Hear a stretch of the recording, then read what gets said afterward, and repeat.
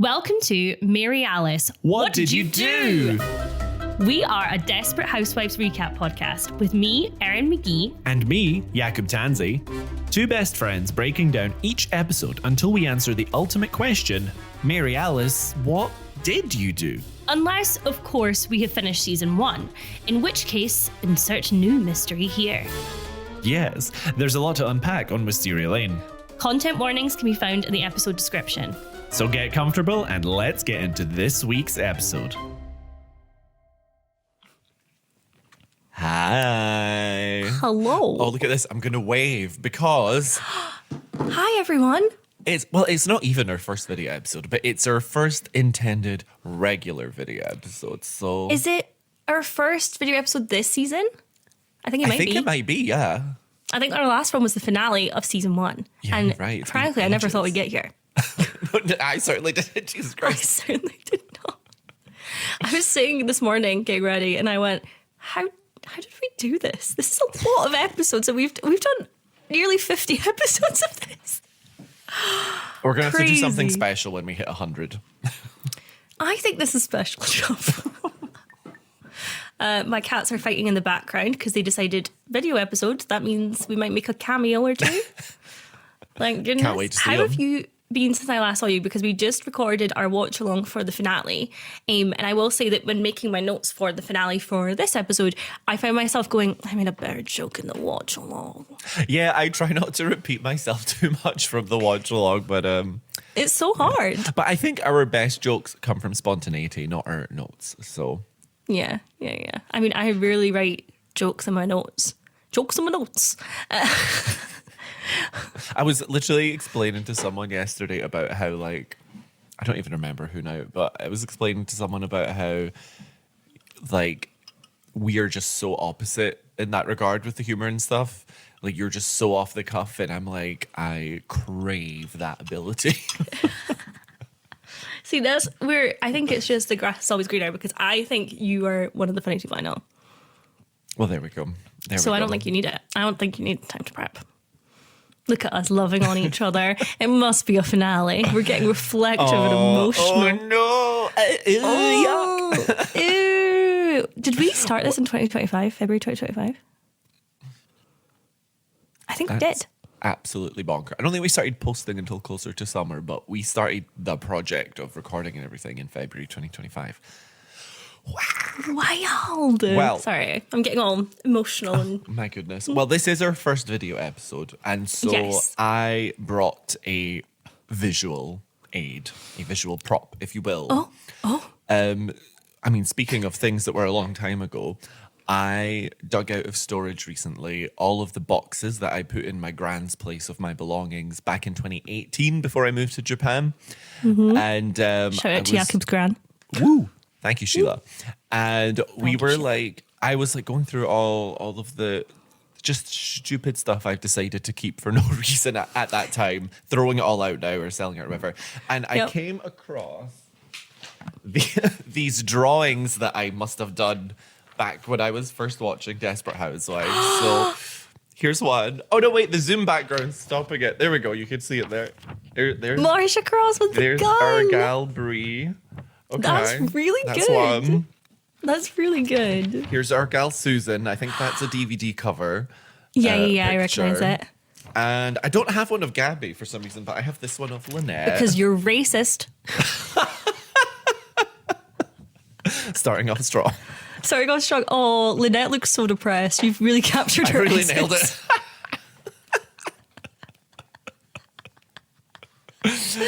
Oh, I love that. I weirdly feel like I've seen the drawing of Brie before. Maybe you have. I'm raging, but I think I'm missing a box of stuff because I only could find the first 4 seasons of Desperate Housewives on DVD, and I definitely had them all. So I'm like, and that's suspicious. I'm gonna have to go back to my grand's and have a thorougher look. That is the thing that I think I am fortunate that I don't have to do this because I don't have stuff at my mum's house. But when you move into somewhere, I think a lot of people get offloaded with like, here's all your stuff. Take it. I've been hoarding it for you for 10 years. Yeah. And you're like, actually, I don't have any room. So But don't throw it out. No, I'm definitely going to keep in these drawings. I'll put them in a folder of other similar. Put them in a random frame. things. Put that as your... Oh, this is what I've been doing this week. I've been framing artwork. I've been hitting up charity shops looking for frames. And I was just so delighted at some of the frames I found in various charity shops for like a $5. Yeah. But then there was one specific awkwardly shaped thing I needed a frame for. So I went to John Lewis for that. And I got the most basic ass frame for like 20 quid. And it really pissed me off because I'm like, all these incredible elaborate frames I got for pennies in charity shops. What are we doing? I know. Oh, it reminds me of that episode of How I Met Your Mother when Lily thinks someone's obsessed with our artwork, but actually they bought it because of the frame. Is this a good time for you guys to start rustling with paper? Can we have that conversation? Can you hear the rustle? I can. Good. And you know what? Good, It adds to it. It adds to it. It's a bit of flavour. They're actually showing their artwork of Brie. You can't see. Maggie's done Brie. She is trying to kill Susan's hair from the flashback episode. She has it raised. It's hauntingly beautiful, Maggie. That's why she's scrunching up the ball so it looks like Susan's wig. Yes. To any of our desperados who follow us on Instagram, I hope that you do. I have been having the best time with our weekly post of finding the most unhinged song to put with the episode.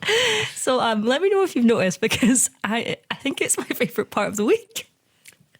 It is always a treat to find out what you choose every time. I like to think it's you being like, oh, good God, what has she done this time? Excellent. But I've not been doing much this week. I am building desks today. I'm kind of sad that you're not here because I'd had planned that you would help me lift things. And do you know what? I do enjoy building things, so I actually would have enjoyed that. Oh. Well, there we are. I've got Rory watching Severance. Finally, we're nearly at the finale. He has no idea. So I can finally tell him all of my theories and be like, Rickon is a goat. So we're doing well there. But other than that, it's been very quiet. I've been to the pub. Gorgeous. I'm seeing my niece tonight. I'm having a very wholesome weekend. Are you having a very wholesome weekend? I'm having a very wholesome Sunday, and that's all we need to know. And that's all she wrote. On camera, anyway. Join the premium Patreon tier now, and you will find Jakub's weekend stories. Will we get into this? Let's get into this. We're going to kick off with Zach in lieu of a voiceover because there is only one Zach scene. So, Which bit of trivia was originally in the first part. You know, this is finale part 2, if you will. This was originally in the first part, but they moved it to the second. There we go. There was a lack of Zach in part 2. Zach lack. They paid him for both, so they had to. I don't know. Okay. Zach is skipping stones badly on his soon-to-be estate as Boss Man Noah's butler, I want to say. He is Alfred the Butler, I think, from Batman, because this whole scene is just Batman. Yeah, so let's just call him Alfred until we hear otherwise. So Alfred, which is the name of the janitor later on. Oh, yeah. Alfred. Well, that's going to get confusing. Alfred 1.0 tells Zach that he needs Zach to sign some stuff, but essentially everything is being left to him. Zach then gets a call from Paul from prison, wondering how it went with Noah. And it seems that the off switch that turned off Noah's life support also switched off Zach's personality, because I've never seen this man in my life. This has villain origin story written all over it. And just so stupid that he's like, fill in this lake. Is it because he's bad at skipping stones? Yes, I think that's what the implication is. It's genuinely a different... I'm glad that you isolated this scene, because it is so different from the rest of Maybe that's why they moved it to the part 2, because it was like it's too jarring to go from between the two Zachs in the same episode.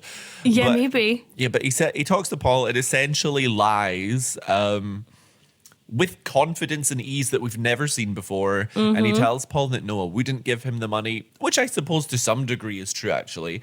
But he basically tells Paul that he's kind of over him and won't be visiting again. Or at least that's what the implication is. And basically, he's leaving Paul to rot in prison. But the real justification for this actually comes in the episode of Julie the Vampire Slayer that this is based around, which is, as we know, in a very controversial end of season 2 Julie the Vampire Slayer episode, Noah, when he the life support is turned off, Zach's switch actually triggers Noah's essence to go into Zach's body. Yeah, you know what? Money will do that. Money will literally turn you into a Boss Man Noah type person. Let's go with Susan. Let's do it. Oh, let's do it.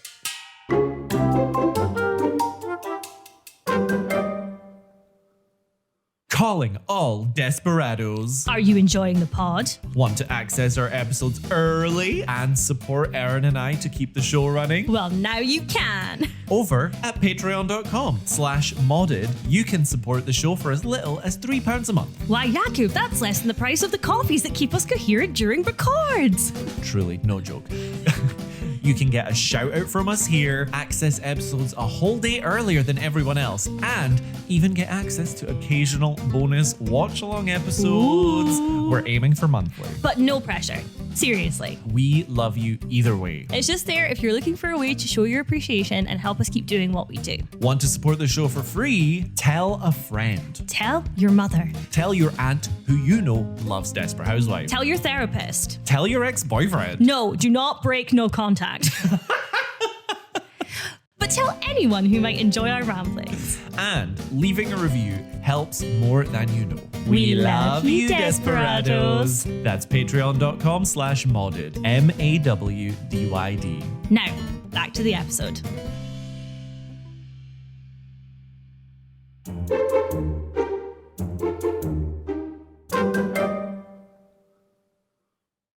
Mike is outside washing his car, and to be fair, it looks very shiny. He's doing a wonderful job. He sees Susan and Julie packing up their trailer because they're going to move house. Karl comes over to give the great news of Susan and Julie's new home. Mike is a bit rude here. Mike starts...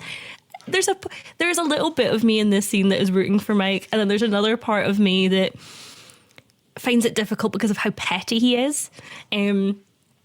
Mike correctly assumes that the house purchase for Susan is Karl's way of stopping Mike proposing. I don't really see how that would work. I think he's right with the intention, but why is he mad? Because there's no way Susan's going to say no. And she's providing shelter to her daughter. Yes, you know? And also a home.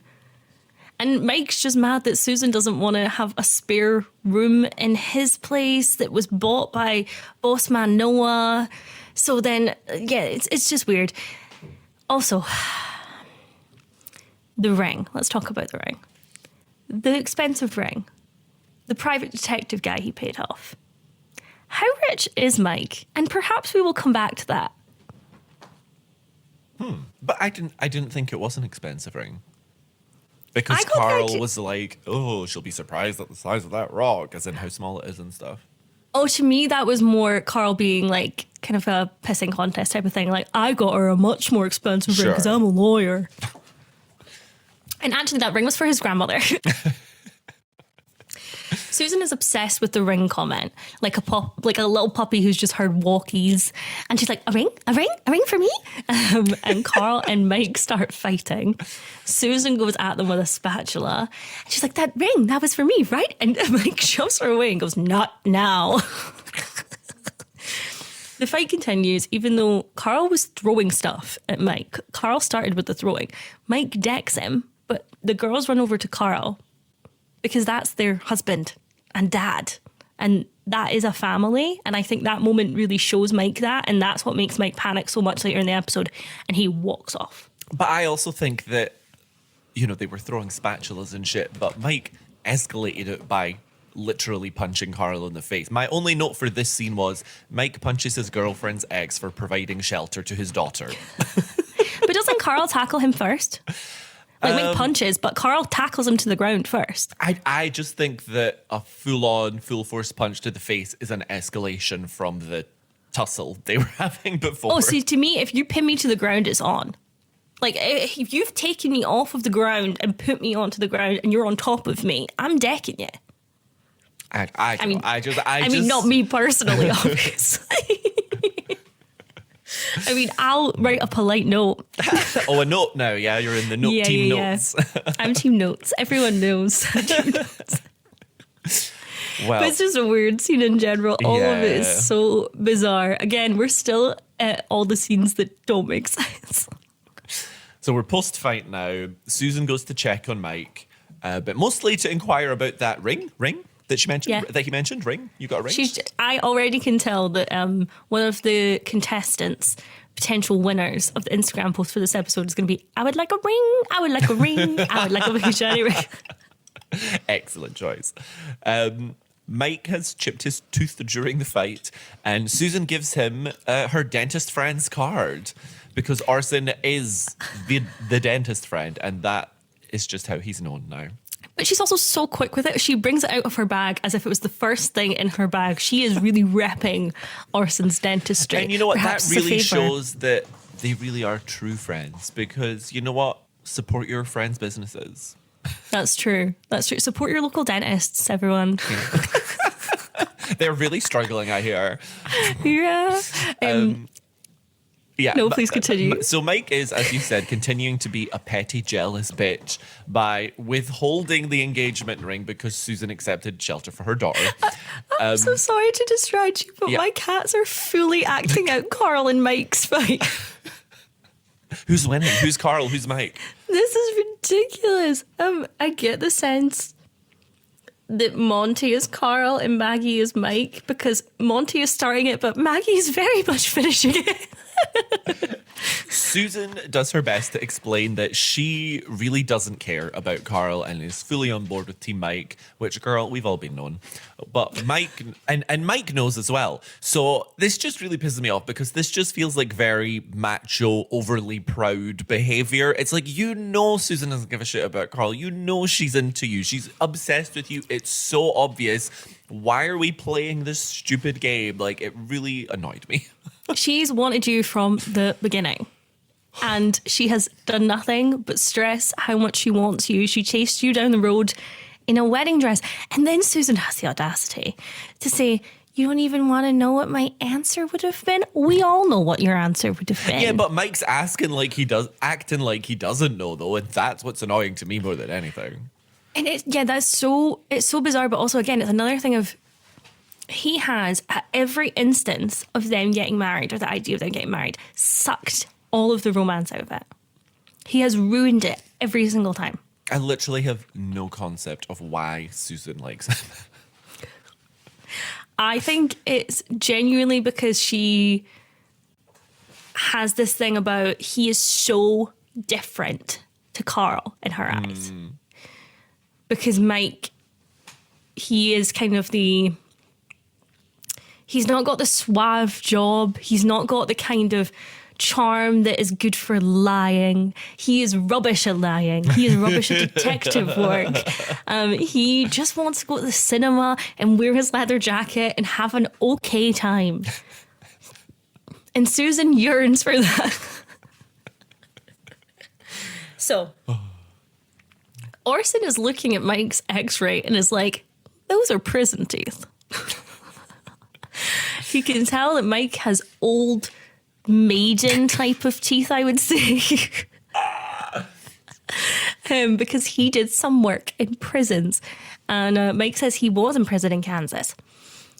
Mike then goes, come to mention it, you seem familiar to me and have done since our little run-in at the cinema. Orson says no.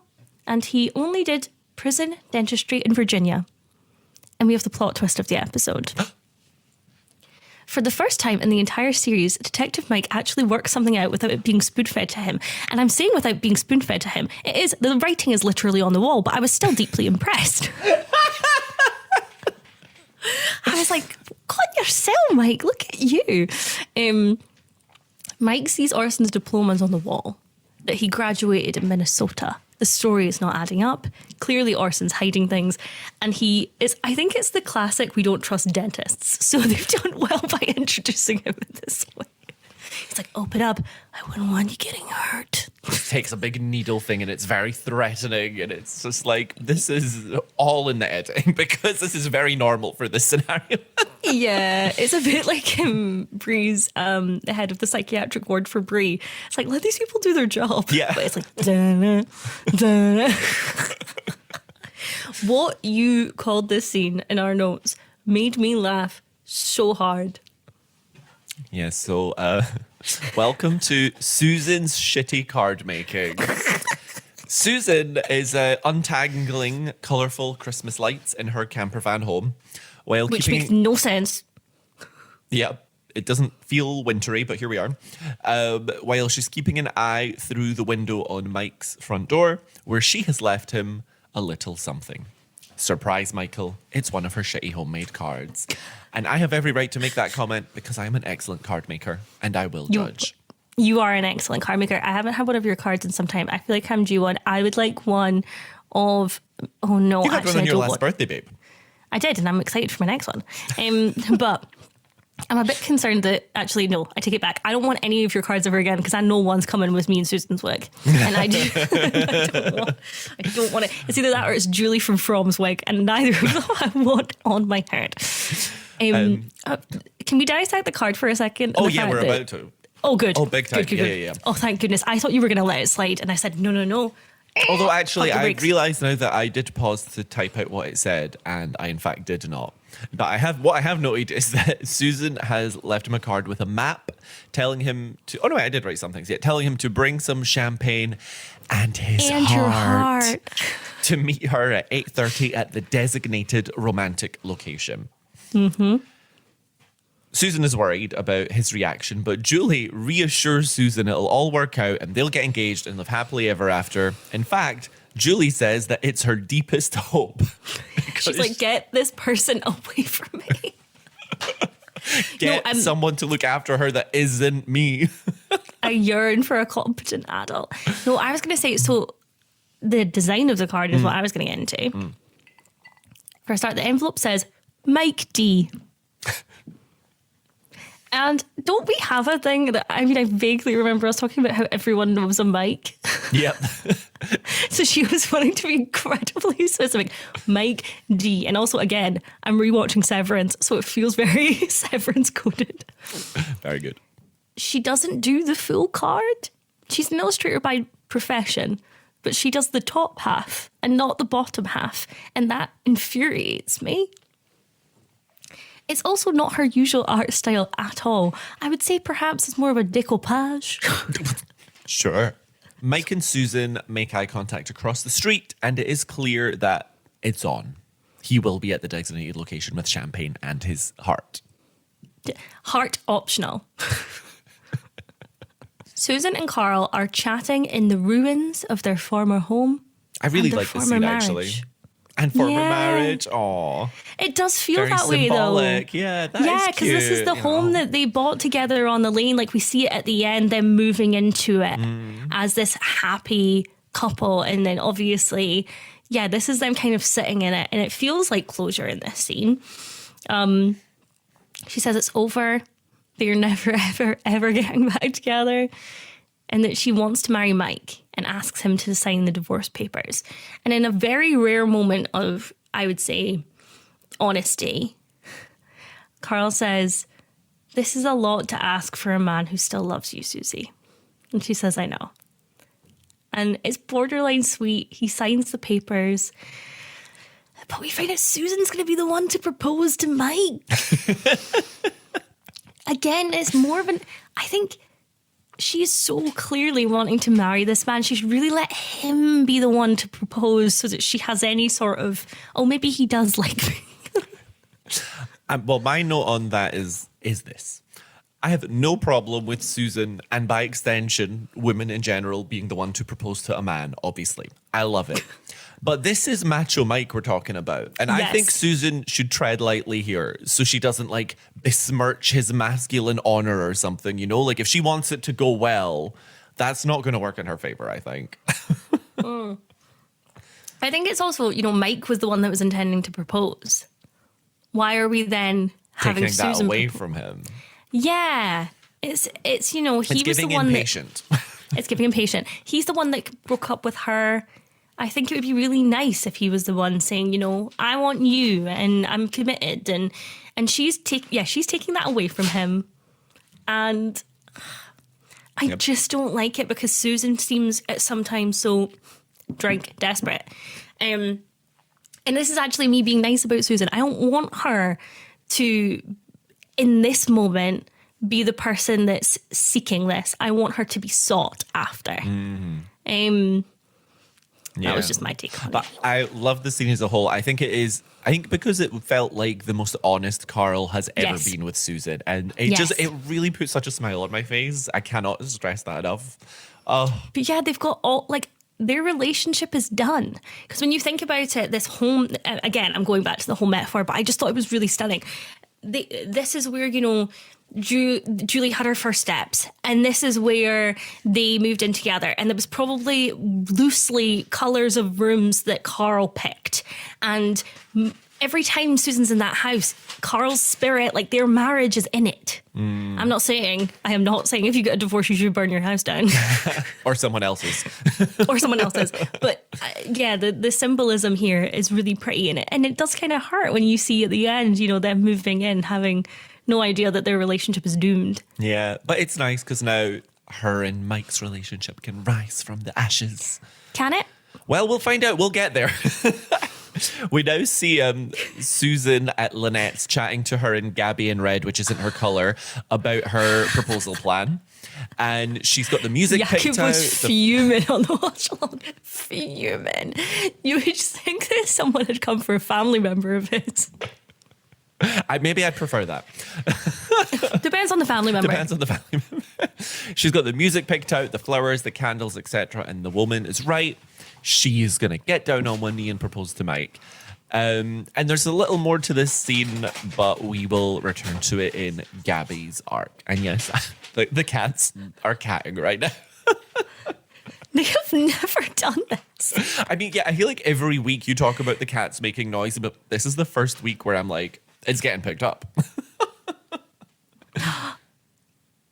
We didn't do an intro. There is baby, there is no intro. No, there is a da-na-na-na-na. Is there? Yes, it's immediately after the recap. Oh. Should we do it now? Okay, do you have anything, or are we going I think cuff? Classic, because it's finale, Okay. Or maybe because it's our first video episode, we do it as interpretive dance. Okay. So silent, or? Yes, you have to simply tune in, encourage people to watch. Okay. Okay, ready? And a 1, and a 2, and a 1, 2, 3, 4.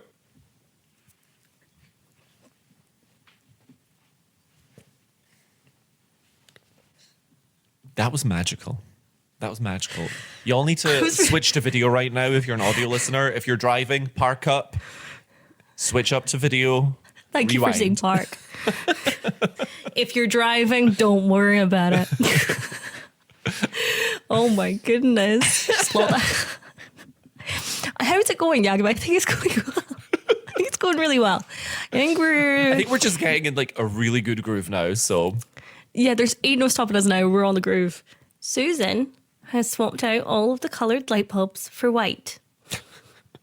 And she has prepped her engagement to Mike, and it looks beautiful. To be fair, it's by a lake, there's a trailer. Mike is driving over there when we see another vehicle following. Dun dun dun. We then a bit later see Mike exit a store with flowers and champagne as per Susan's request. But does he have his heart with him? We won't get to find out, because when he crosses the road, the car that followed him rams into Mike, who relatively believably, from like a visual special effects standpoint, goes like flying over the car and hits the ground. +1 to the death count, ? Certainly +1 to the car accident count. Big time. And let's not be silly. They're not going to kill off Mike on this show. No. That would be absolutely insane. I I love that they reveal that it's arson. Yes. It makes it so much more interesting than I'm done with the whodunit. Yes. I'm invested in the why. Yes, and they've done such a good job this season as a whole doing setup for the next season. It feels more planned than this season. But yeah, it was nice that was the cliffhanger. Because I'm laughing because it's like, they know they messed up, okay? They know the Applewhite storyline. They were like, it wasn't our best. But that's funny because it implies that even as they were writing it, they were like, this is bad. Let's just start including season 3 stuff in here. Yeah. It's like, we'll sell them on a mystery for the next season. We'll bring in Kyle MacLachlan. Everyone loves that guy, and rightly so. We'll bring in the detective from Twin Peaks. Everyone will be on board. Susan is seen leaving Mike a voicemail. She's wrapped in a sleeping bag. She is freezing. She thought Mike gave her a thumbs up, but she says in the voicemail she wonders if instead it was another finger gesture. I was cackling. I love that so much. It was so funny. The idea that, just even the notion that she sent Mike that card and he was just like, shit card, pal. do it again. Try harder. The lights go out. I'm guessing the battery died and Susan's been waiting all night and it's sad. It is sad. Hey, at least she's already home because that trailer is her home. She can just crawl into bed / dining table. I don't think it is though, because I think Julie's not there. Probably Have they moved Karl, into the new place? I assume she's with Karl. Have they moved into the new place? I don't think they do because Susan said I can't actually live here, remember? Because they never do Where is move Julie? in there. She's out fighting Boss Man Noah's new form. And it's so poetic because Zach was a former love interest, so it's painful. That's why Zach only gets one scene in this episode, because the rest of it, you'll have to watch the episode of Julie the Vampire Slayer for that arc. Yeah, let us know if you want a link to websites that still stream Julie the Vampire Slayer. They're hard to come by, but they exist. They exist. I think I have a really old DVD copy of the season 2 finale. But I think I've written over it by accident, so it's half Julie the Vampire Slayer season 2 finale, half an episode of Don't Tell the Bride. Why was that my go-to show? That you would record. I have to know. Well, I have to know what happens to Gaby in this arc. I love you trying to make me get back on track. You're like, I sure wish someone would talk about what happens to Gaby. I sure wish. And you know what? It's going to be me because I'm up first in the Gaby arc.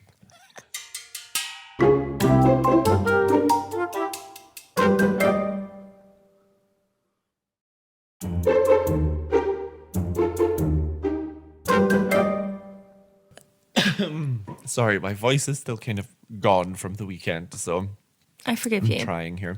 Why is it gone? You know what? We had a long weekend. Let's just leave it at that. We? I certainly didn't. It was the royal we, referring to just the gays collectively. Oh my God. Right. The royal we. Sorry, I'm invested. I sure wish someone would talk about what happens to Gaby now. Well, you're in luck. So, now past the shock of thinking that Carlos has died, Gaby confronts Xiao Mei about what she said in the previous episode, begging her not to kill Carlos, asking if there's a reason that she should be mad at him. And Xiao Mei is so obviously lying in this scene, and especially when Gaby pulls out Xiao Mei's torn underwear from the laundry basket, and Xiao Mei's like, oh, I fell down. Girl, Mike could have come up with a better lie than that. I don't know. But why was she washing them? That's a bin job, surely. Yeah, you would think. Well, you know what? I don't think she has many opportunities to go shopping for new underwear, so she's going to just make it work. That's unwearable. Yeah, it is. We see a flashback. Years prior, Gaby is shouting on the phone to Carlos because he promised he would come home. He eventually hangs up on her. It really doesn't take her long at all to decide on an affair with John the Child Gardener. I would assume that the resentment has been brewing, you know? The resentment might have been, but it's just weird to show it this way. There's no moments of him being nice to her feeling vulnerable. This feels very vindictive. I would argue that it's better that it happened so suddenly, because otherwise it would imply that she really in a more calculated way started having sex with a child rather than just kind of going for it in the moment. Do you know what I mean? Yeah, they're both bad, but I feel like it's better this way. I mean, it's awful. It's just interesting. Well, not interesting. It's just the fact that season 1, she really paints us this picture of how low and how vulnerable she was when she started this affair. And this does not feel like that. This feels she feels extremely in control, which makes her a lot less sympathetic. She goes into her garage and she lowers the door. We see them after their first time together, John revealing it's his first time at all. Gaby seems shocked, as if this child is not a child. Like, she would have been able to tell, I think. Well, he was reciting the names of American presidents. This scene has no business being as funny as it is. Yeah. I'm mad that it made me laugh on multiple occasions. So, Gaby's wearing beautiful lingerie as well. I'm mad at that too. Even though the scene is awful, she looks absolutely incredible. Looks even better before the lingerie reveal, because that blue dress was delightful. That's my outfit of the week. Oh, so Gaby is keen that it'll never happen again. Of course, we know that's not the case. She says she did it because she was angry at Carlos. And John thinks Carlos could be having his own affair right now. Gaby thinks Carlos would never have an affair because sex is his love language. It's how he shows love and intimacy and passion, and it's not something for him that is transactional. Interesting. John kisses her again and they start to hook up again. This then feels like they're sowing the seed of Carlos isn't having an affair with Xiao Mei for sex. There is something more to it. Ugh. Which I think does make sense as well, because Gaby's right that Carlos is before this arc, was very loyal and very, strongly against cheating and stuff, obviously. So I don't think he would just have a casual affair, So I think that makes sense. Back in present day, 2005, Mary Alice voiceover tells us I love you.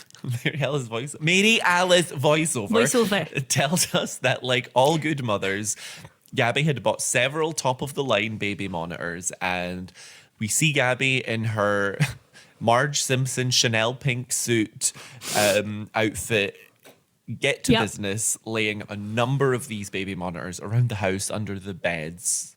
This might be my outfit of the week. And that's valid. That is a valid take.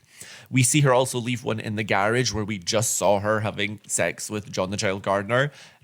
So, it's obviously a place she associates with sex. So that's why we saw that scene, I guess. And then she tells Carlos that she'll be out all day, that she's busy. She'll be gone for at least 3 hours. She's like so very specific. Much stressing that point. Essentially, the trap has been laid.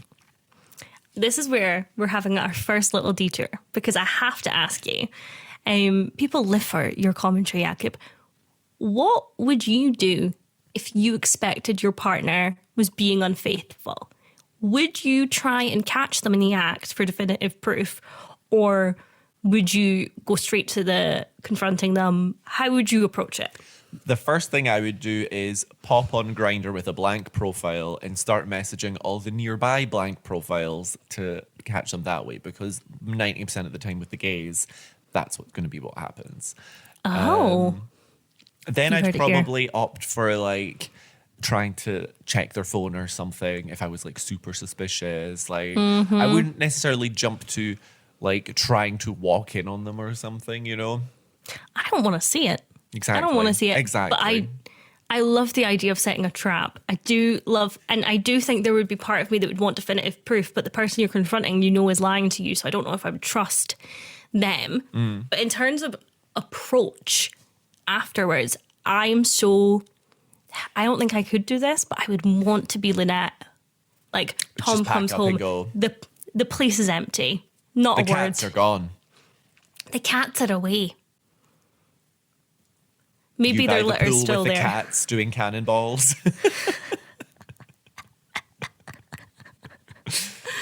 It is one of those where it's like, yeah, would I don't know what I would do in that scenario. I know what I would want to do, but I don't think I would be the best version of myself. In those moments, you are rarely logical. You're always, you're emotional, you're going on instinct. So who knows what I would do, quite frankly. Yeah.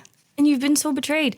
I will say, though, I at one point in my life would have thought that I was very dramatic and would go for the drama. But I have been privileged to only, I guess, cheated on once, kind of. And I remember the person told me, and I just went, okay. He went, I thought you would slap me or something. And I went, I don't care about you enough to be angry about this. I'm leaving. Bye. And he was like, can I walk with you? And I went, no. That's my only experience. So maybe I wouldn't be that dramatic. Maybe my brain would just be, no, see ya. Excellent. Maybe also it was the fact that I think I'd been in that, I do this in air quotes, I don't even count it as a relationship for less than 2 weeks. I wasn't really emotionally invested. Yeah, I guess depending on the age, that 2 weeks can be real significant, but yeah. Yeah. You know who you are. You know what you did. It makes us feel fine. We didn't care. It's actually, I forget about it all the time. It's only when someone's like, have you ever been cheated on? I go, no. Well. I like in the next scene that the baby monitor picks up Lynette's house. We see it initially. I think it's a really nice little nugget of foreshadowing for later. Gaby should be annoyed anyway about what this baby monitor picks up, because they're talking about, it sounds like innuendo, and then you find out that they're eating mushu pork. That is red meat. Carlos is not meant to be having red meat right now. Oh, I'm getting real hungry. Me too. I thought Jakub was coming over and he isn't, which is fine. I can deal with that. But I'd already planned that we were going to order food.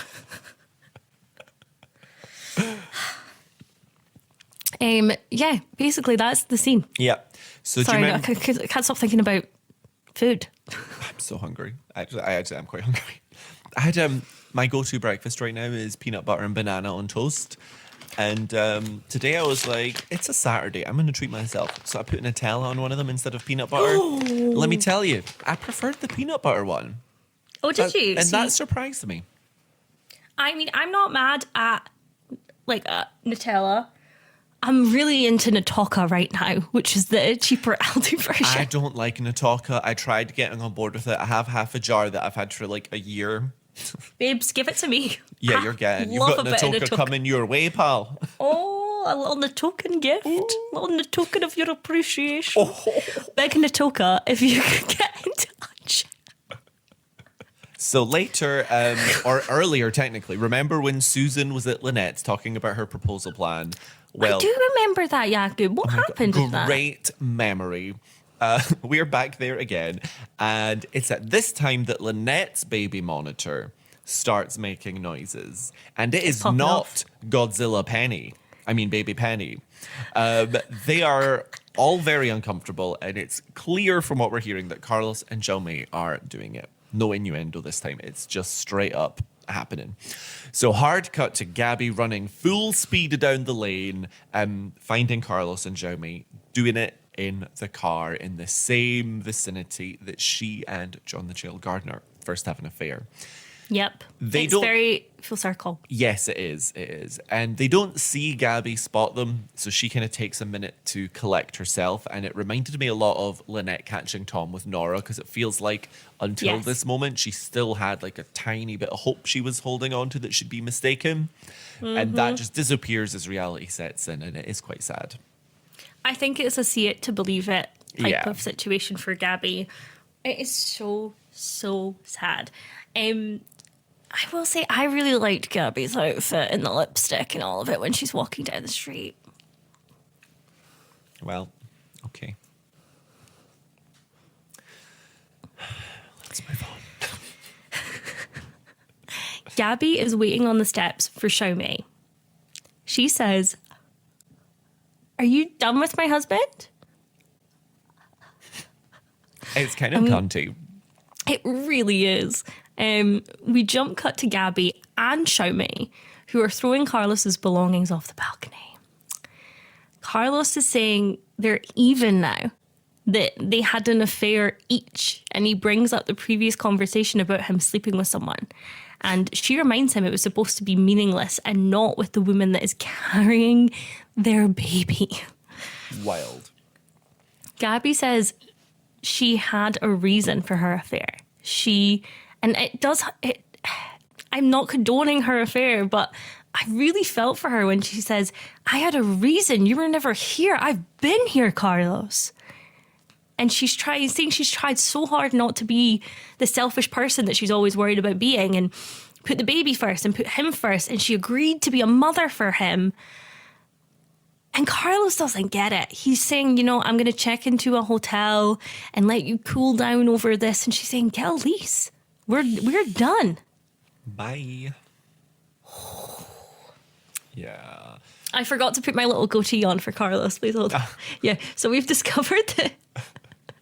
Welcome to an unofficial advert for Zoom. Tell me this doesn't suit me. Hello. Oh, all these old feelings are coming back in a whole new light now. Oh, that's the one, because you famously hate a goatee, so this is the one you need. Yes, it is. This. No. Yeah, this wasn't my path. This wasn't my path. Okay, I feel better now. I'm so glad that I've secured my place as the eye candy of the pair. In case there was any doubt. Inside, Xiao Mei is wondering if she can go now too. And I think she was kind of assuming that she'd get to go with Carlos. But she can start dinner because, surprise, you're a prisoner now. Basically, Gaby isn't letting her go until she gives birth. And presumably Gaby does have her passport or whatever documentation it is she has. And so, yeah, she's basically being kept here against her will now, which isn't great. But also, she doesn't really have anywhere else to go. So I'm like, yeah, anyway. Gaby says to remember that she is the boss, or she'll make it the worst 9 months of her life. And it's clear that any pretense is gone now, and they're both just going to openly hate each other going forward. So that's not a fun living scenario, but that's Gaby. I guess Xiao Mei has made an enemy. Correct. This is how you can tell my jokes are off the cuff. This is why I needed a Pepsi, because I could feel the light dying inside me. Oh. As I'm starting to fade again. I have that effect on men.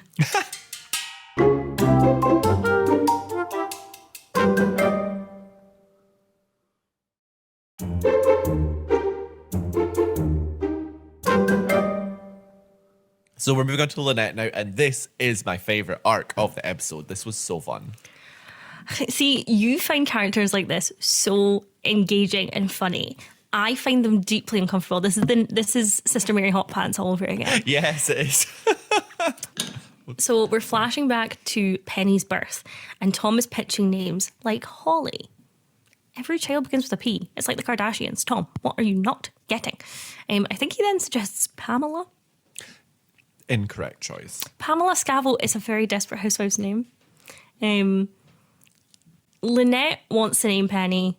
Tom has only known one Penny, and she was a slut. Yeah. Lynette says, "Isn't your aunt named Penny?" Yeah, that's her. Oh, that was good. Tom says he gets to name the next one. Big mistake, Thomas. Lynette grabs Tom, reminding him that Tom is the person who wanted 4 kids. Lynette wanted 1, and she's given him 4. She begs him to stop. Lynette points out she's going to be alone with 4 kids, and each one is a blessing, but she cannot take any more blessings. She is overblessed. She's overblessed and overwhelmed. After she grabs Tom, at the end of the scene, he's rubbing his arm. She just looks at him. He says, honey, that really hurt. She says, did it hurt for 8 hours? No wonder it took 8 hours to birth Penny, such a giant baby. Do you know you can get easy care sheep? So their heads are kind of domed in such a way to be easier to birth. Oh. I wonder if there's people that are easy care. I had a big old head. And I had full head of hair, and the little bit on top of my head wasn't fully closed. Oh. Yeah. What do you mean not closed? You know the little soft bit? Oh. Apparently it wasn't fully closed. And whenever I asked Mum about it, she's like, it was fine. To get growing. I don't know. I actually don't know. Mum, send me a text. Let me know. I can't stress enough how little I know about it. I just know I think the way my mum described it to me was, it just grew in. Maybe I have to. I'm sorry. I'm going to have to go now. I think I have to make a call. Are we all patched up now in the year of our Lord 2026? I mean, I haven't checked, but I assume so. Put a finger there right now. See how far down it goes. Imagine if I just go all the way in and this is how I die, and I die on camera. Or I put it in, it comes out of my mouth. Or you pull it out and your brain's all swirled and suddenly you've got a Zach personality shift. Anyway, okay, maybe we'll find out, Jakub. It depends how this mole goes. Yep. They're like, we've got bigger problems. The issue wasn't what we could take a biopsy of. It was the lack of something to take a biopsy of where there is just a gap.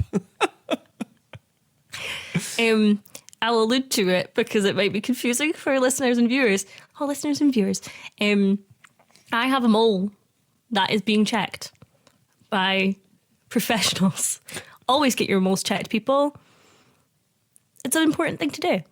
But Jakub and I have been making lots of very, very dark jokes just in case it's suspicious so that I can make sure Jakub seems like a monster. Gathering evidence now. Yeah. Oh, my goodness.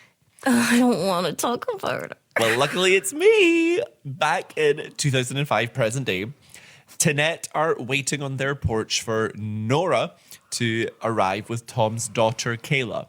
And Lynette is doubting her decision to agree to this meeting.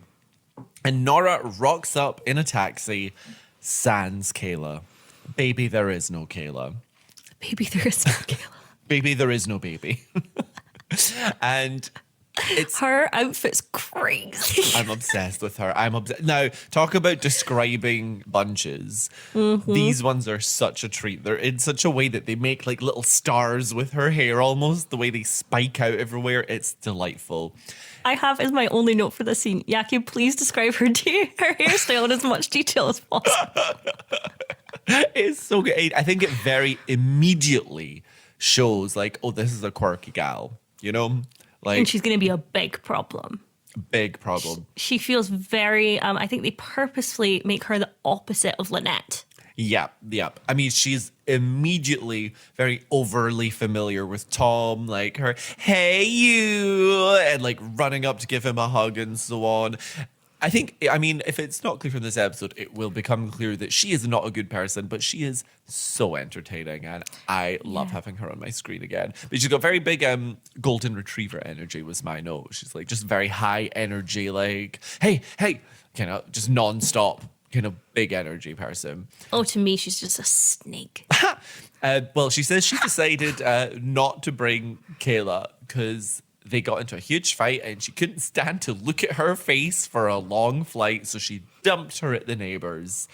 Obviously, this is bad mom energy, but I think everyone is immediately doubting how true this is versus how much Nora is just like scheming to worm her way in between Tom and Lynette. And that's like immediately apparent that that's going to be her mission. She doesn't need to say it. We don't need much context. It's like, oh, okay. Well, I think even from the first sight of her, she's in a very much a sexy outfit for when Lynette's looking through the window. It doesn't feel like you're coming over to visit your kid. It feels like you're on a date. Yeah. So it's clear that she's being introduced as a threat. Yeah. They're all in a diner. Nora is talking about Kayla, wanting to show them a picture. Tom makes a comment, one of his only comments, about how she could have brought her, and Nora becomes a scene maker. She starts making her voice loud. She's trying to embarrass him. She's overly defensive. She's rude. She's trying to make this public place a battleground. Yeah. She even, clearly she does this often with a lot of people, and she makes Tom apologise to her. Nora says she wants to discuss business. Child support, backdated 11 years. Again, a similar situation happens. She gets loud, she gets defensive, but she's met her match with our girl Lynette, and Lynette reads her. Some of the lines she says is, we're just going to keep talking louder? That's how you get what you want, right? I don't work that way, lady. So good. I just love seeing people go toe to toe. You know, Yes. they are clearly a good match for each other. And Yes. so delightful. Lynette gets louder herself and Nora is silenced, and it's great. But again, Tom's saying nothing. And I understand that that the relationships are still incredibly fragile. And I understand that she is keeping him from his child and she is this clearly the type of person that would do that. And he has built some sort of relationship with Kayla. But all of this arc to me is Tom expecting, and I'm happy to be disagreed with here, but he is expecting Lynette to clean this mess up. Yeah, I buy it. My main note for this scene was, as you said, Nora's kind of making Tom apologize when he really doesn't have anything to apologize for, at least not to Nora. And I just love the look of pure and utter confusion on Lynette's face as Tom so willingly apologizes. It's so funny to me. Oy, I've panned the camera for some money Cat vision. content.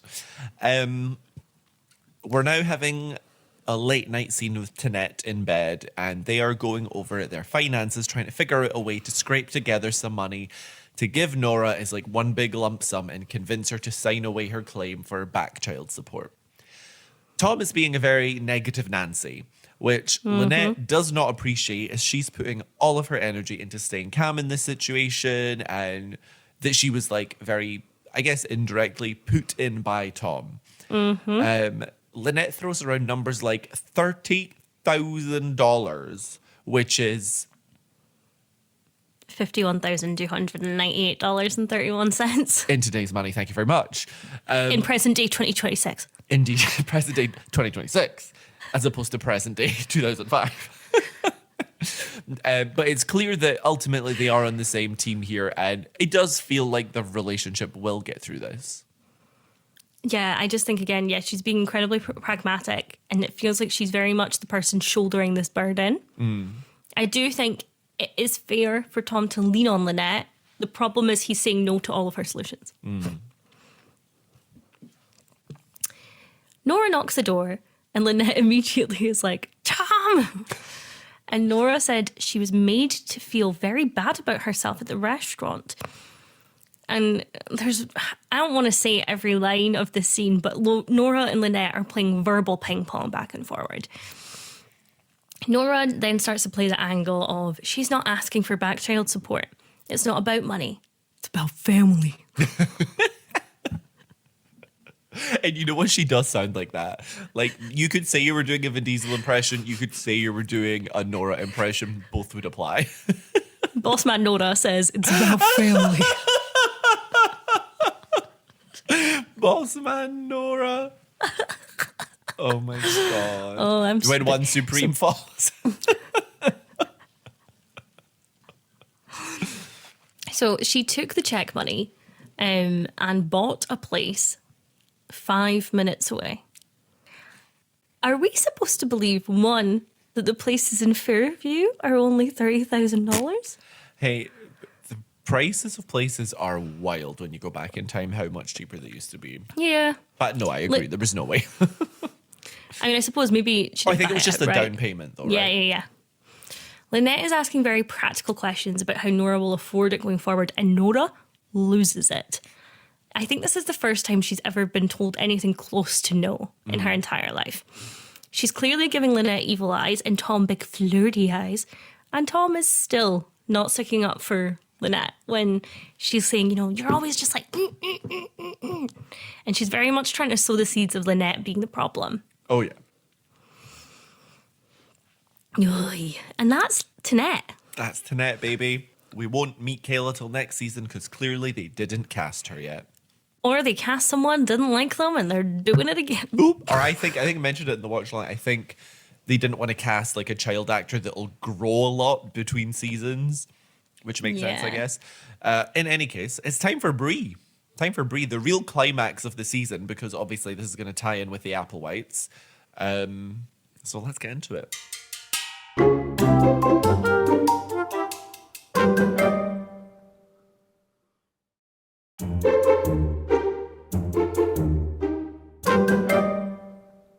We're in the year of our Lord 2000, as Bree, Rex, and Danielle are in the pharmacy.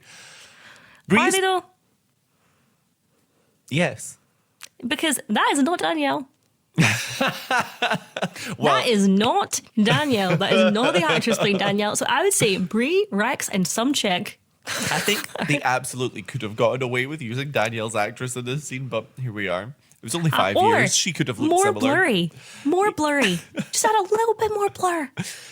Bree's picking up hair dye for Danielle, who has rebelled and gone black with pink streaks. Or, as Bree says, the gateway to getting pregnant and becoming a drug addict. Which is hilarious because Bree is the addict. Indeed. Fine. Rex is arguing against Bree's strictness, and Bree brings Mr. Williams, the pharmacist, aka George, in on it, who obviously takes Bree's side here. This was a jump scare to see George on my screen. It was. I was like, ah. It was. Bree comments how well George turned out after being raised by a strict mother. And basically, it all comes back to Bree not willing to relinquish any control. Very common theme with her. And with that, we fade back to present day 2005, as Bree is certainly not in control. It's weird seeing Rex again and their dynamic again. She almost had me. I think that's what the scene does really well. She's saying, why is my certainty a flaw? Why is me being so sure a flaw? And then we see George and we remember that her certainties are always incorrect. Yes. Oh. My stomach laughed at that. I heard a little but yeah, it's like, oh, why are my, because her thing is, oh, I should be trusting my instincts, and then we see all the examples of her instincts being terrible. And guess what? That's how I feel about the end of the episode as well. This woman, for a woman who is in the NRA, for a woman who knows how to use a gun, no survival instincts. Only kill instincts. So, Bree is in the psychiatric ward. She's trying to escape her restraints in the bed. She asks the janitor the time. Alfred. She tries to... Alfred. She tries to convince him that she should be untied and she's only restrained because of a sleepwalking issue she has. The janitor says no. She really tries to lay on the charm. Oh, do you go by Alfie? But it is incredibly ineffective. Not one charisma roll. She is then trying to haggle into slightly loosening the restraints. He comes over and goes fully evil. He calls her a psycho little bitch. And I genuinely don't need to go into the rest because it is absolutely horrendous. Like, fuck Alfred, fuck this guy. I think Alfred is the monster of the week, quite frankly. 100%. I guess it's our way of seeing that this place is a bit more corrupt than we think potentially in general. That's the only way I can justify the absolute cruelty and insanity of the scene. We see Danielle and Matthew in their motel. Danielle is Jessica Lange from that one clip of American Horror Story where she's like, I can spend eternity here. Natty Pine. She wants to go back to her house on the lane because she knows the combinations to Bree's safe, where there's a bunch of cash, but Matthew thinks it's too risky.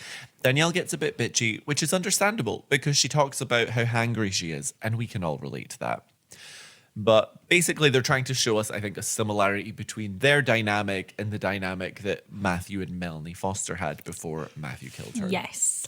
I think it's meant to be building up to Danielle's in danger, and Danielle has no idea she's in danger. Yes. Bree wanted a session with the main doctor of the facility. The main doctor says he knows she's been lying because of the wild story about her daughter running off with a murderer. Ooh. Bree, who we have seen before obsessed with perfect raking, rakes imperfectly, an indication that she has gone off the rails.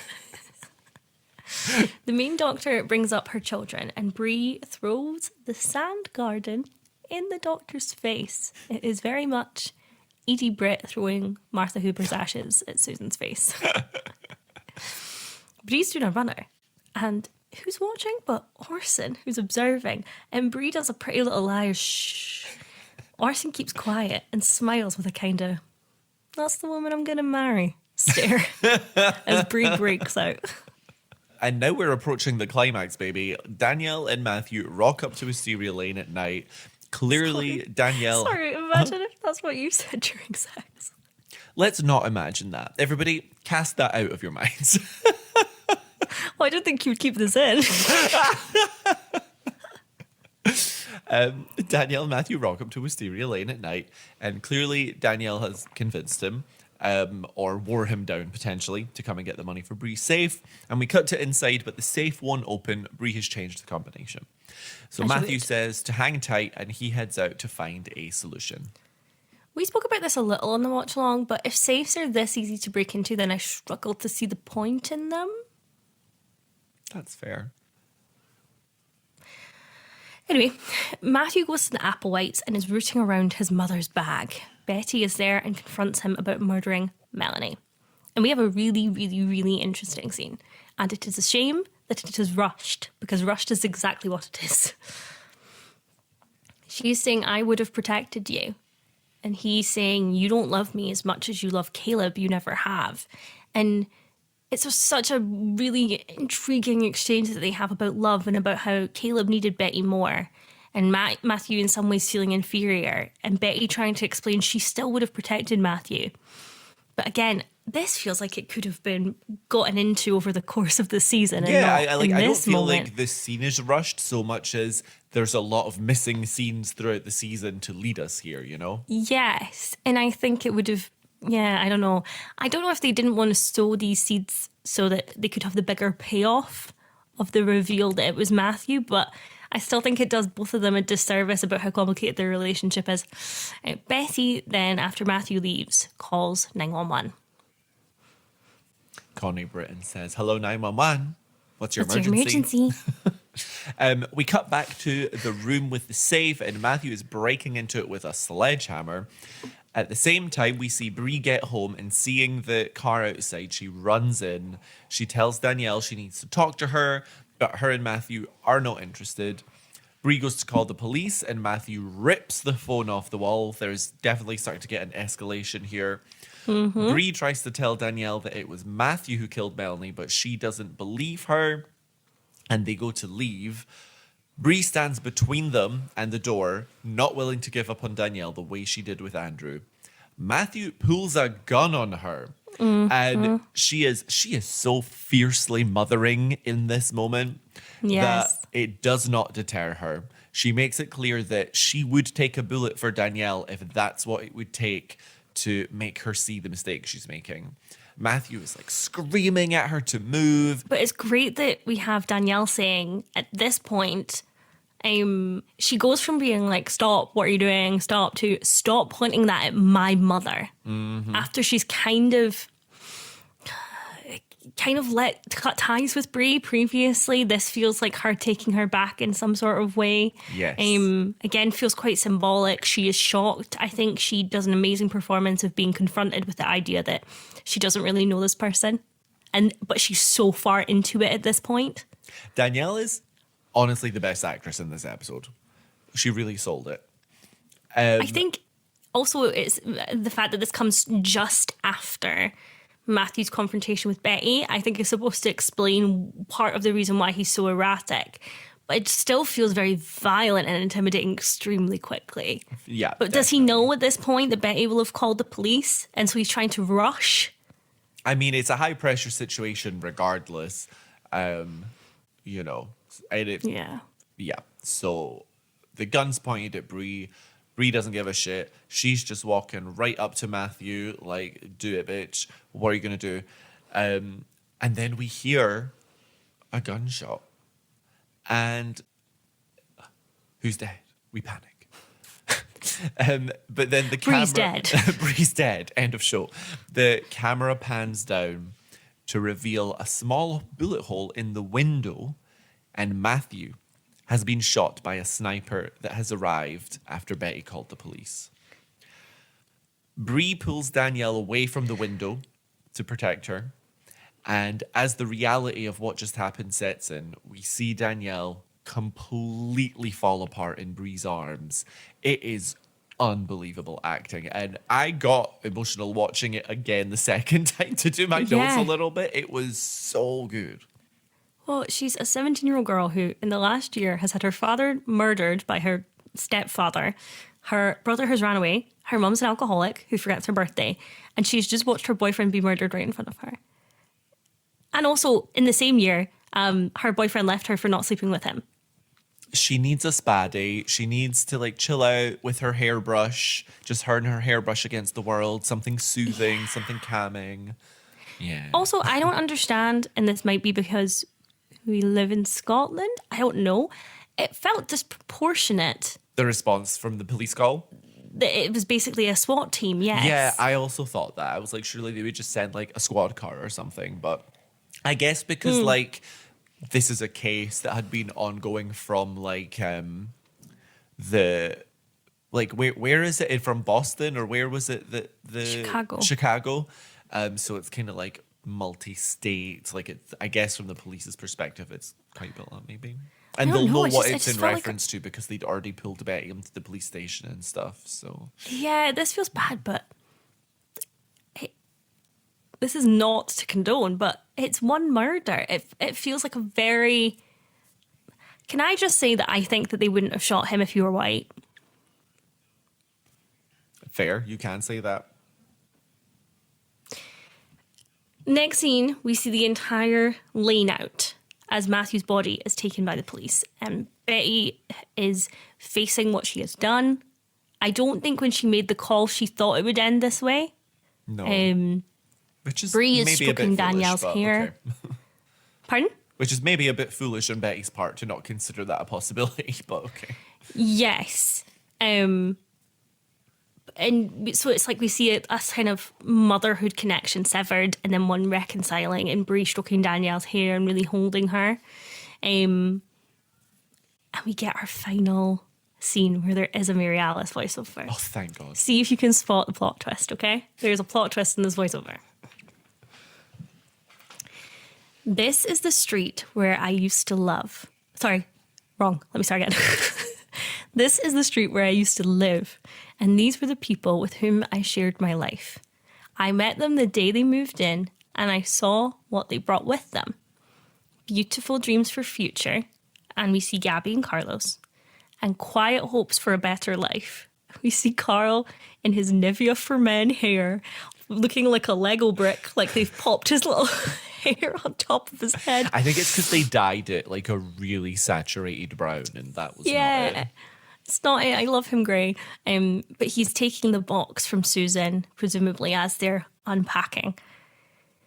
Not just for themselves, but for their children too. And Tom is moving in, and Lynette is rubbing her belly.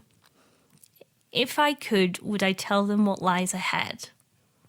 And I think the choice of her saying that and cutting to Bree and Rex embracing is really telling. Out of all of the people, of all of our friends on the lane, this is my Mary Alice internal character arc. That I think she's still a character that has a bit of an arc. Bree probably feels closest to her storyline wise. She has that same thing with Paul of like she's left him behind, and Rex has left Bree behind. And I think there's a bit of, would I tell them that they're running out of time? Would I warn them of the sorrow and betrayal that lie in store? And it's Gaby and Carlos very much in love. No. Is that our first no? No. Oh. I think it's our first no. Oh. Truly flipping the script for the finale. Yeah. From where I stand now, I see enough of the road to understand how it must be travelled, and we see Mary Alice. The trick is to keep moving forward, to let go of the fear and the regret that slows us down and keeps us from enjoying a journey that will be over too soon. And we see Betty and Caleb in a moving truck leaving Fairview. Yes. There will be unexpected bends in the road, shocking surprises we didn't see coming. But that's really the point, don't you think? And that's also the first time Mary Alice has asked us a question. Ooh. It gave me chills. You recapping it now gave me chills more than watching it in the moment. Like I'm literally like kind of shaking right now. Just this like the idea of someone who's passed away being able to reflect. And this is something that we, without giving too much away, we really it's a theme of the show. We really revisit this in the series overall finale. This feels like them asking us as people about this kind of idea of, if you knew what you were in for, would you still do it? And the final scene is Orson has come to Bree's house, who is looking a lot better. And he has flowers with him. I believe they're roses. And Bree is enamored. And she invites him in. As if he did not meet her in a psychiatric facility. As if we've not had an episode that talks about how bad Bree's judgment is. As if we have not seen 2 of her failed-ish relationships. As if it is normal to be like, I just broke out of a mental facility. Please come into my home and we can start dating. This is not how you meet men, Bree. I think she would benefit from the services of a matchmaker rather than going on intuition when it comes to men. Yeah, and she's not ready to date. She's just had a nervous breakdown. And she's all like, of it I'm not going to fail Danielle. I'm going to be her mother. Immediately switches to focusing on another man. Yes. What we like, Brie. Come on, Brie. I genuinely feel like that clip of Abby Lee Miller where she's like, Jojo, have you learned nothing?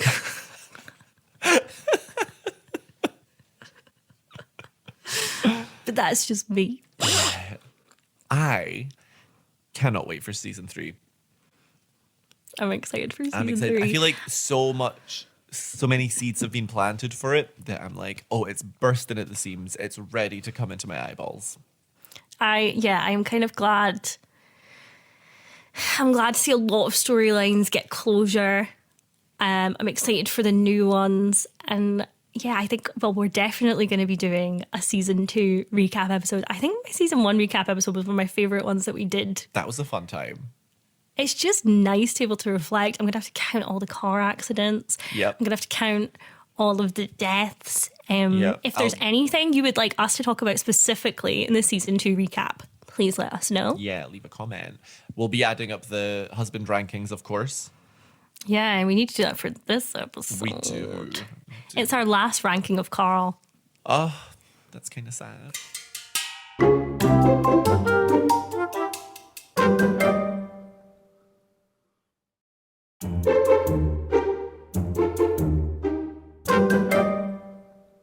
So Mike, right. I'm going to give Mike a big fat 3. What do we think of that? Just for the What? pettiness, for punching Karl. I wasn't going to give him a 3. I was maybe going to give him a 4. Well, we got to go lower than 5, so I could settle on a 4, but I'm not giving him a 5. Yeah, I mean, I know that the punching Karl, I'm kind of like, that wasn't for Susan. I don't know. It's all connected. It is all connected. And, well, on that note, Karl is going to rank well because this is his best episode as a husband to agree to divorce. Yeah, I kind of I want to give him a 7. I don't want to give him like a 10. No. But I do want to give him a 7, I think. Yep, 7. Thomas. I'm trying to think what even Tom's scenes were. He just isn't defending Lynette, which is tricky. But I will say that in a rare moment of Tom defense, I think this is a ridiculous situation for him to navigate. So in that situation, I kind of want to give him a 4 or a 5. Yeah, I mean, we could go to a 4 just because there was the flashback where we see him.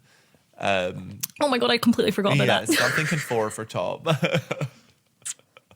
Yes. Yeah. And him begging her for, like, him kind of implying that he's going to force her into having more children is, oh, maybe I want him lower, but no, I'll settle for the 4, but I'd probably give him a 3 personally, but that's just me. And then Carlos. Carlos maybe could do a 2 or a 3. Full blown I want to give affair. him like a 1. It's confirmed, honey. 1. I'm putting 1, yeah. Yeah.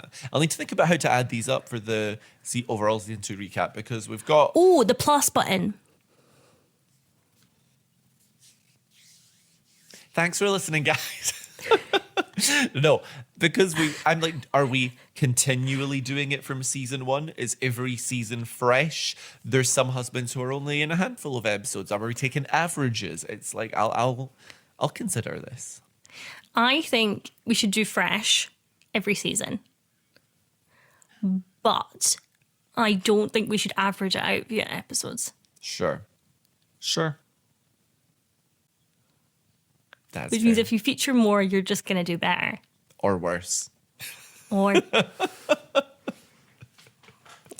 yeah, I think that's the way it has to be. But yeah, Karl's last husband ranking. We've done our outfits of the week. My monster of the week was week. Alfred, was mine. Alfred the janitor, very specifically, not Yes, Alfred the butler. not Alfred the butler. Yeah. Worst neighbor, though. Who's worst neighbor here? Who is the worst neighbor? Maybe Matthew for pulling a gun on Bree? Or you Nora, arguing just that- because technically she's a neighbor now and she was pretty manipulative. Are you arguing that that's not neighborly? You're like, pulling a gun. It's not neighborly, Erin. It's not very Do you neighborly. disagree? Do you think it is neighborly? I think if the situation warrant... I think maybe worst neighbor for me, just to keep things perhaps a little bit different, is Lynette and Nora and Tom in the diner breathing out all of their business in the local... Don't get me involved. Yeah. I don't want to be involved. Yeah. Which is a lie. I do want to be involved, but not when I'm eating. Yeah. Let me finish my meal. Let me finish those pancakes. Don't like that. Don't like that you did that. Pancakes. My little pancakes. Oh. Yeah. So that difficult. wraps up our season 2 recap. We'll be hitting you up at some point in August with our overall season 2 episode. Yes. And we'll be back with season 3 at the start of September, is our plan. Surprise. So we've tried to I think schedule people it thought- out. So I think like we really are going to try, and it'll only be a month off between this season. It's not like an indefinite time this time, you know? Yeah, I think we wanted to get back as quickly as possible. August is crazy though, because it is my birthday month. There's other stuff, but that's the only one that matters. So like, it's hard to find time in August, you know? Jakub's a Leo. Yeah, we've covered that, but we could say it Need again. we say more? I'll say it Need again. we say more? I think we end up taking, because of just the way that it all works, I think we're taking 2 weeks off. But just the way that the episodes work. Yeah. Oh, we're going to have to work out how to do our season 3 cover shoot. I'm excited for it though. That's always a fun day. I think I'm going to climb into my washing machine. No, we'll put the camera in the washing machine. It just spins and spins. Well, we hope you enjoyed this video episode. I try my absolute hardest not to continuously touch my French, because that's usually what I'm doing during the recording. And I was going to apologise for being a bit low energy and hungover, but I'm like, you know what? We record on weekends. You've got to just get used to it. That's the norm. That's not an exception. I think you were wonderful, and I am constantly glad that I'm doing this with you. And thank you for a lovely season. Thank you, Erin. I enjoyed navigating these seasons of life with you. Indeed. And goodbye from me. Goodbye from Monty. Goodbye, Monty. Goodbye from Maggie, who's asleep over there. She just doesn't, she wants to be loosely involved. And goodbye from me. And thank you to our patrons. Thank you to our Thank you desperados. so much. We love you all. We do. Sometimes Jakub and I send each other messages being like, have you seen what someone messaged us? It's really, really, really nice. It really is. It's the best feeling to do something that is creative with your best friend and have people listen to it. It's just so nice. Y'all should try it sometime. Welcome to our podcast network that we're launching. Big Podcast, that's the name of our podcast company. Big Pod. Yeah. Big Pod Productions. It would be horrendous. Well, it depends on what the Desperados come up with for all their podcasts that they're going to start. In an extremely crazy move, I think for season 3, we might need new pictures of Mike. I was thinking that these guys are rough, and we're going full video episodes now, so yeah. We might need to... There might be another character. What Mike will we pick? Maybe I'll do Mike in Photoshop and him giving the finger. Please do. I would have the best time. Did you like my choice to have the picture from the last episode? Not a split, just all Susan's hair. It deserved that center stage, you know. She got center snowflake, center wig. Center wig. Center wig holder, Susan. Immediately on the left is Julie from.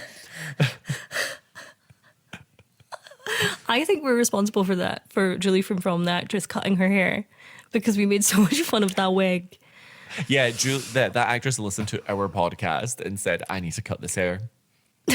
She's amazing. Do you think we could get her on the pod? You're like, no, we have a character called Julie. Your character's name in Julie. Discuss. Okay, why are all our best jokes this episode in like the last 2 minutes?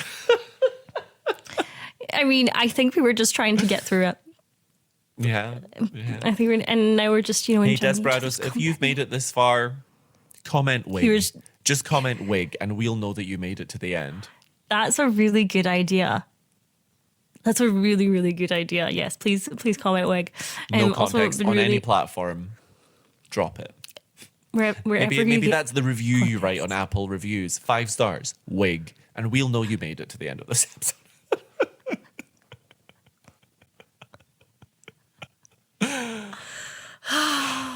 Okay, let's go. Remember to stay desperate. Bye. Stay desperate. Goodbye. Yes, goodbye. Thanks for listening to this week's episode. Be sure to check out our Instagram for visuals, behind-the-scenes content, and more. You can find us by searching for Modded, that's MEWDYD. Or just search for Mary Alice, What Did You Do? This podcast is brought to you entirely by us, Erin McGee and Jakub Tanzi.